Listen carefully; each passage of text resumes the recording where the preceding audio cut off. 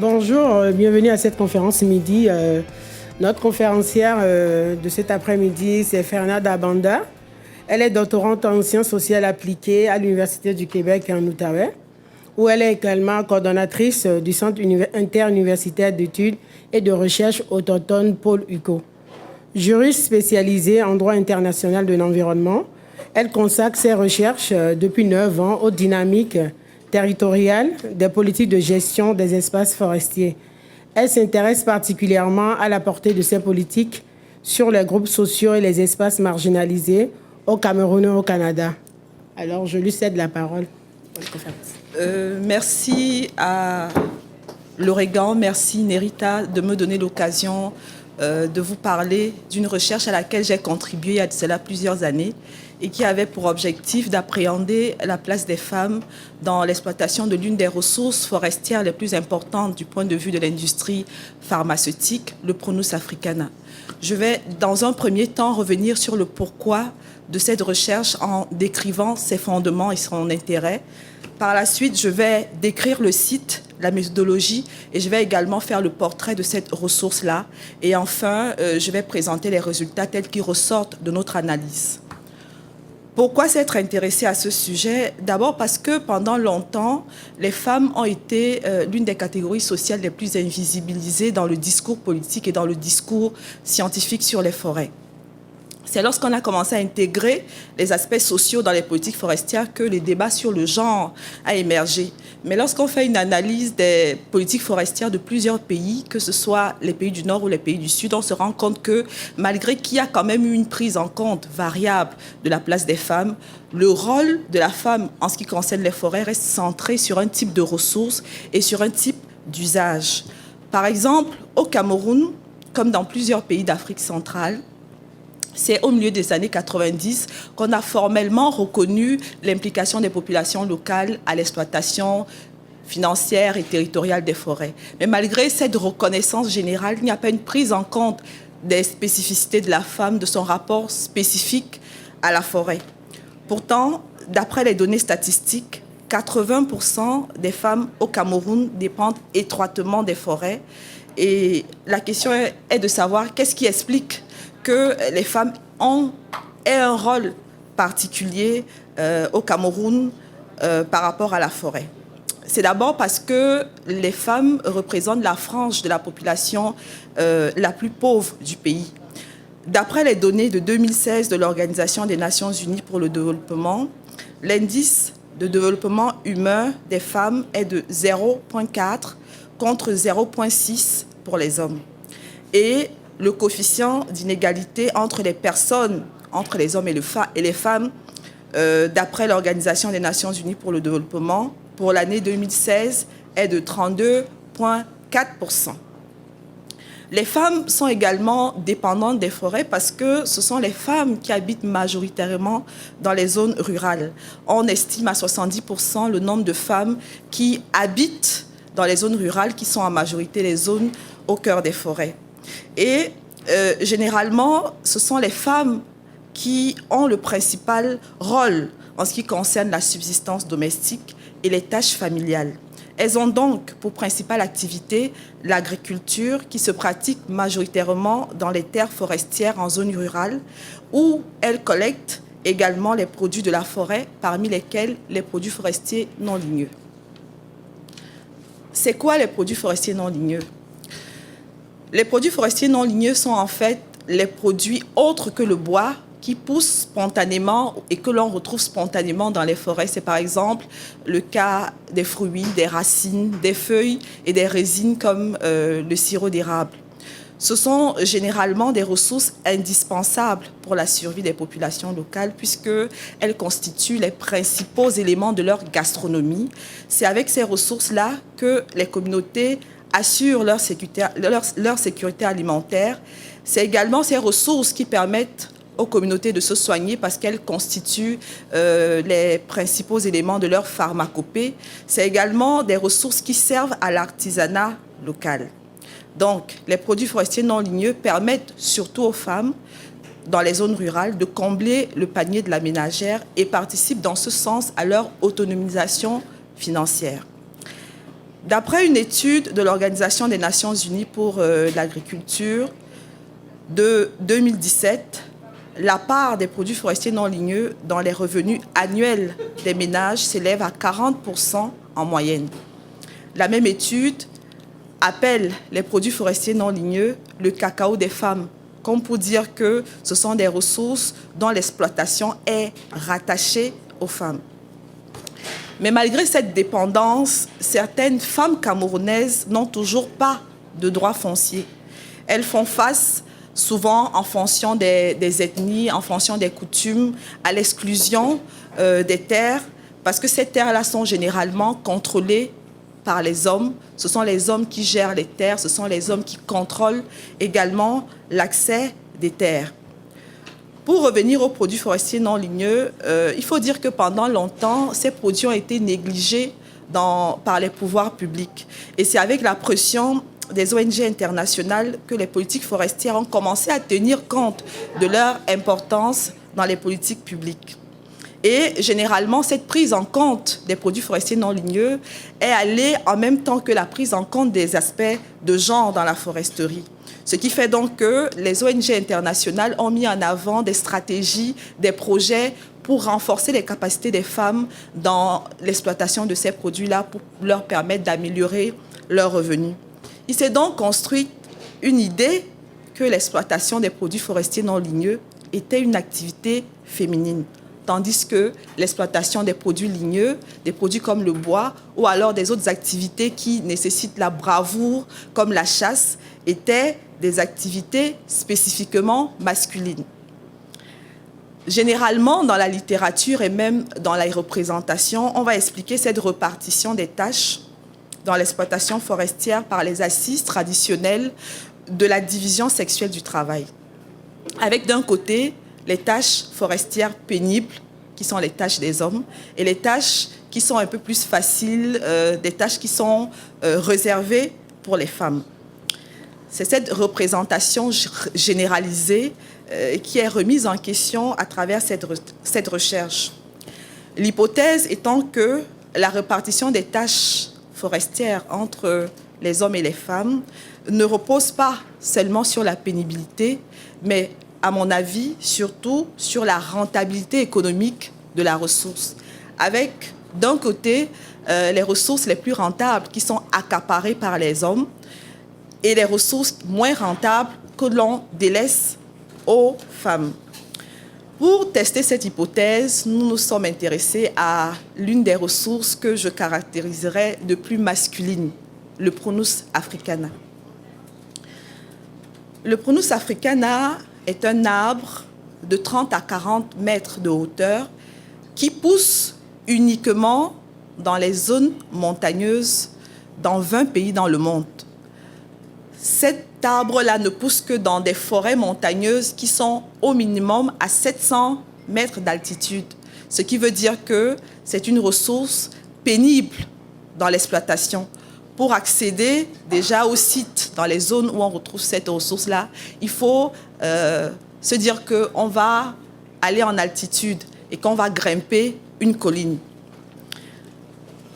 En plus de cela, le Prunus africana, c'est une ressource dans l'exploitation, parce que c'est l'écorce de cet arbre-là qui est exploitée.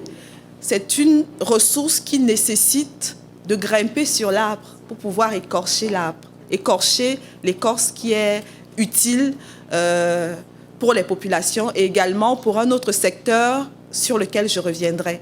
Donc, facteur de pénibilité, c'est une ressource pénible parce qu'il faut aller en altitude pour pouvoir accéder à cette ressource-là. Mais en plus, c'est une ressource qui nécessite que l'on grimpe sur l'arbre pour pouvoir écorcher l'écorce qui est importante, pas seulement pour les communautés, mais surtout pour l'industrie pharmaceutique mondiale.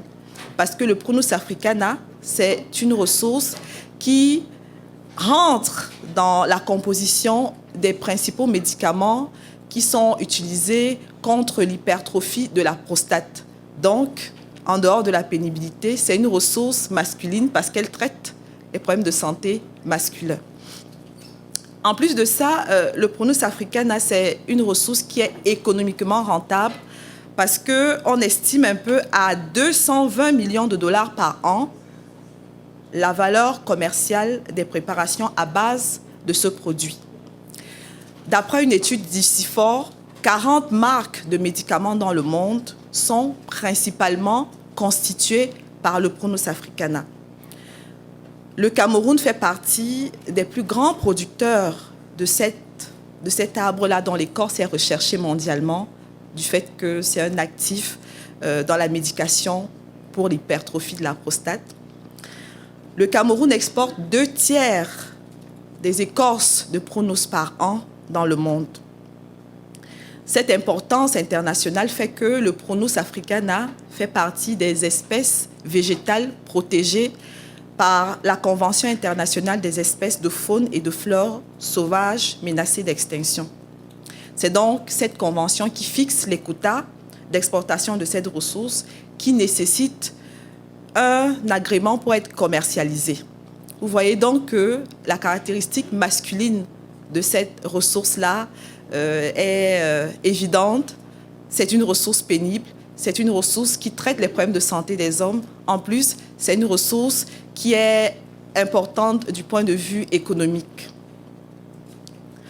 Le Prunus africana, c'est donc une ressource stratégique pour le commerce international qui fait l'objet d'un encadrement juridique et dont l'exploitation est organisée et réglementée au niveau international.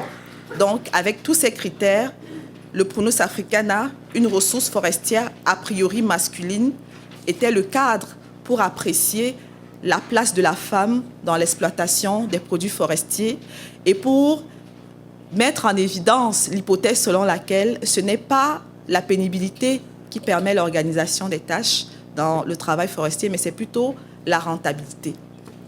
Pour faire cette étude, nous avons ciblé l'une des zones les plus importantes en termes de production du Prunus africana au Cameroun, qui est la zone du Mont Cameroun. C'est une région qui a la particularité d'être couverte de forêts montagneuses.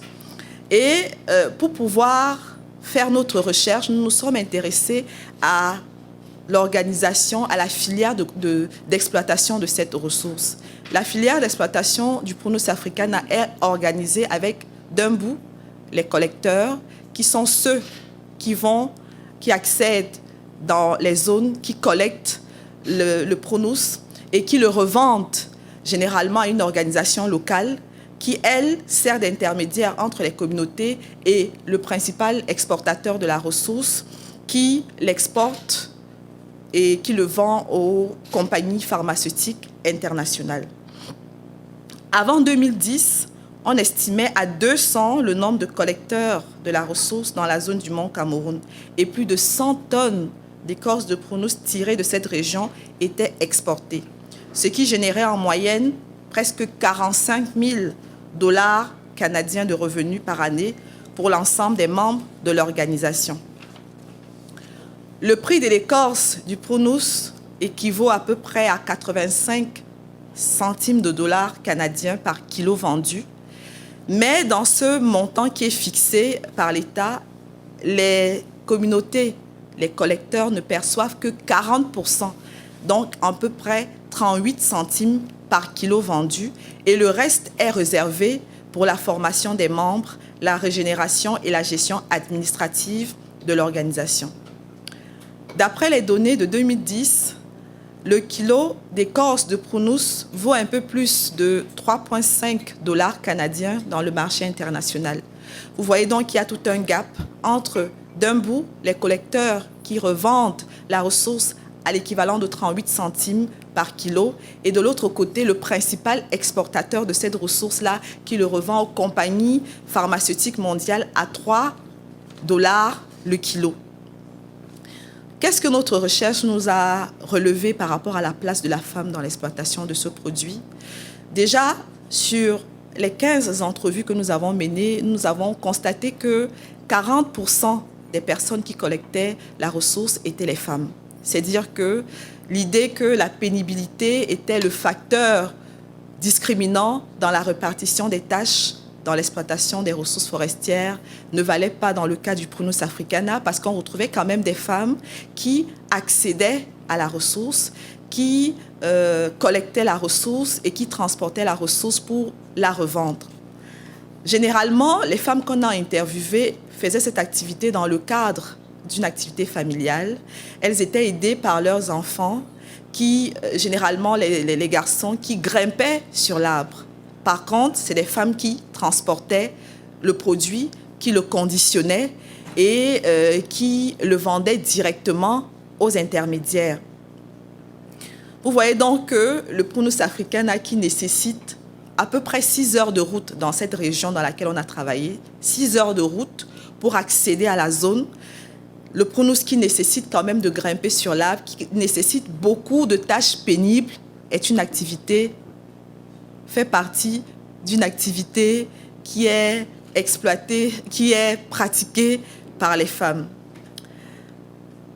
Mais en dehors de leur rôle dans la collecte de ce produit-là, toutes les femmes avec lesquelles nous avons échangé durant cette recherche ont relevé le fait qu'elles ne sont pas parties dans la prise de décision, de la gestion, du contrôle de cette ressource.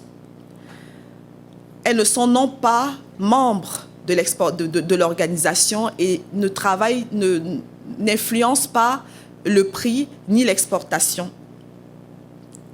Par contre, les femmes rencontrées ont clairement affirmé qu'elles avaient l'ambition de s'organiser pour pouvoir mener une activité beaucoup plus rentable, pour pouvoir transformer la ressource.